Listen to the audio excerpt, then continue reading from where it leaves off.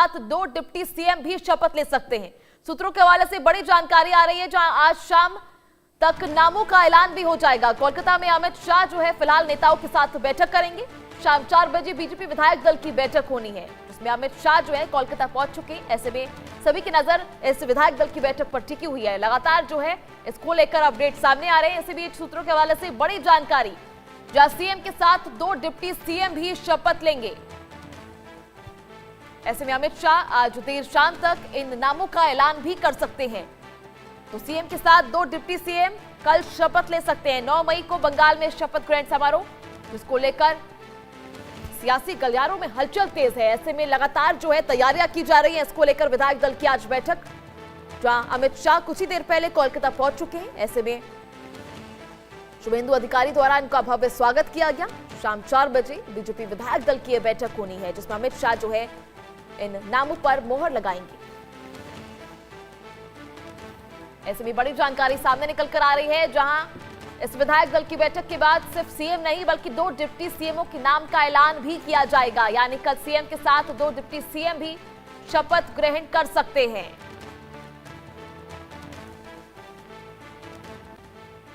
शाम 4 बजे बीजेपी विधायक दल की यह बैठक बेहद अहम होने वाली है।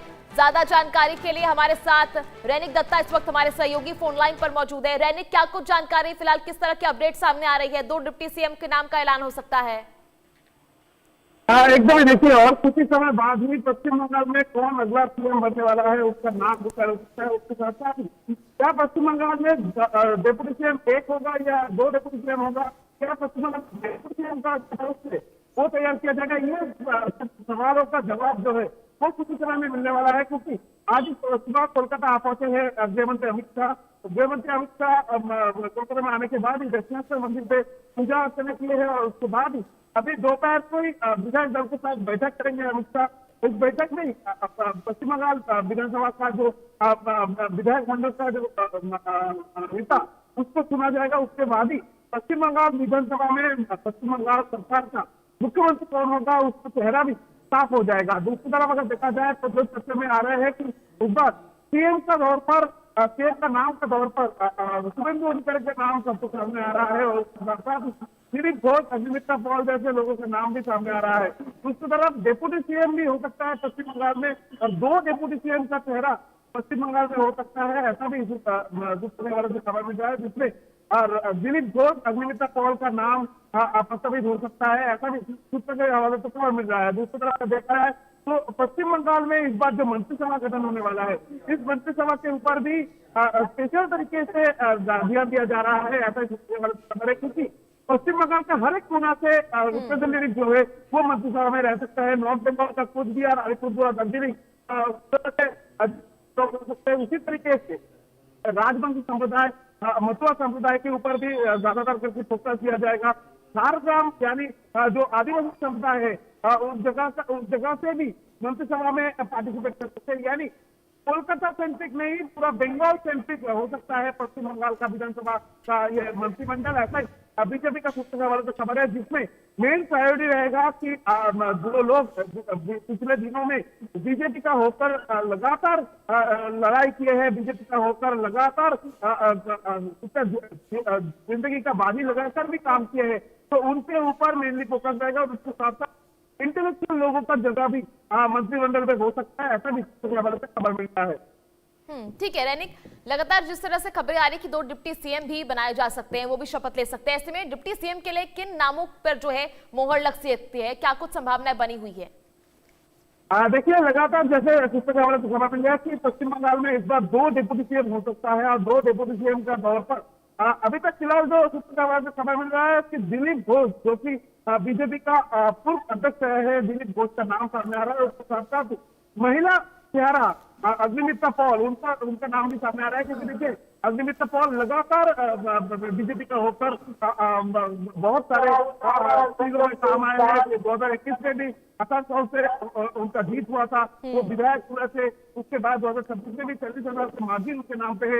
उसके अलावा अग्निमित्रा पॉल का अगर कैरियर देखा जाए तो उसमें कोई ब्लैक मार्क नहीं है, किसी भी तरीके का आरोप नहीं है उनके ऊपर। क्लीन चिट है अग्निमित्रा पॉल के नाम पे। तो अग्निमित्रा पॉल एक नाम हो सकता है, गहरा हो सकता है, क्योंकि आरजी कौर का जब इंसिडेंट हुआ था तब भी अग्निमित्र पॉल एकदम फ्रंट लाइन एकदम प्रोटेस्टर थे, फ्रंट लाइन में रहकर आरजी कौर इंसिडेंट में प्रोटेस्ट किए थे, लगातार आंदोलन किए थे अग्निमित्र पॉल। बीजेपी का होता 2021 हो 2019 हो, लगातार प्रचार जो है वो भी अग्निमित्र पॉल की तरफ से किया गया था। तो अग्निमित्र पॉल का नाम भी ये डेप्यूटी सीएम का लिस्ट में आ रहा है। और दिलीप घोष, जैसे कि दिलीप घोष का नाम सामने आ रहा है, क्योंकि दिलीप घोष 2019 में बीजेपी का एकदम अच्छा सीट जीतना, 2021 साल में 2 से 77 सीटों में जाना दिलीप घोष का नेतृत्व भी ये पूरा हुआ था।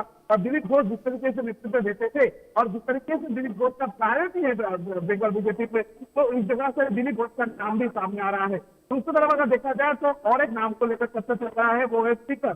पश्चिम बंगाल विधानसभा का इस बार स्पीकर कौन होगा, इसका चर्चे में अभी सबसे आगे कहा जा रहा है तापस स्वराज, जो कि मानिकतला विधानसभा का विधायक बन चुके हैं। तापस स्वराज जो कि तृणमूल छोड़कर बीजेपी आए थे, उनका नाम भी प्रस्तावित हो सकता है। तापस स्वराज का जो प्यारा बैकग्राउंड है वो बहुत ही क्लीन बैकग्राउंड है, उनका क्लीन शीट है और बहुत ही बुजुर्ग है, तृणमूल छोड़कर बीजेपी आए हैं, बहुत दिन तक पुराना राजनीतिविद है। तो उनका नाम भी अभी स्पीकर के हिसाब में प्रस्तावित हो सकता है, ऐसा भी सुनने को आ रहा है। तो कुल मिलाकर अगर देखा जाए तो डिप्टी सीएम का रेस पर और एक नाम भी सामने आ रहा है, वो है रूपा गांगुली, क्योंकि 2014 से लेकर लगातार बीजेपी प्रवक्ता वरिष्ठ महिला मुक्त बोल सकते हैं रूपा गांगुली को, और रूपा गांगुली का नाम भी डिप्टी सीएम का जो रेस है उसमें सामने आ रहा है। इसके अलावा इंटेलेक्चुअल सपन दासगुप्ता, इंटेलेक्चुअल टेस्ट अगर देखा जाए तो सपन दासगुप्ता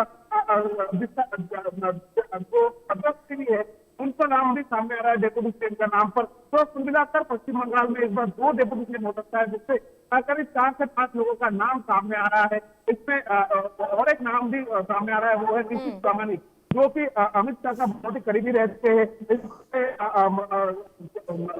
गृह मंत्री वो निश्चित प्रामाणिक का नाम भी डेप्यूटी सीएम का तालिका में सामने आ रहा है। तो कुल मिलाकर बोल सकते हैं कि और किसी समय का अपेक्षा है, उसके बाद ही पश्चिम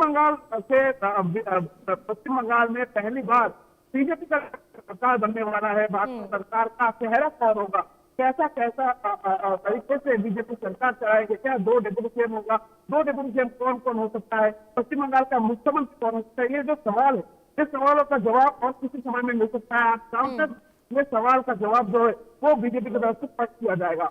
ठीक है, रैनिक लगभग 1 बज चुके हैं, 4 बजे विधायक दल की बैठक होने वाली है। इसके बाद क्या कुछ स्थितियां बन सकती हैं, कब तक जो है नामों का ऐलान हो सकता है, क्या कुछ तैयारियां चल रही हैं?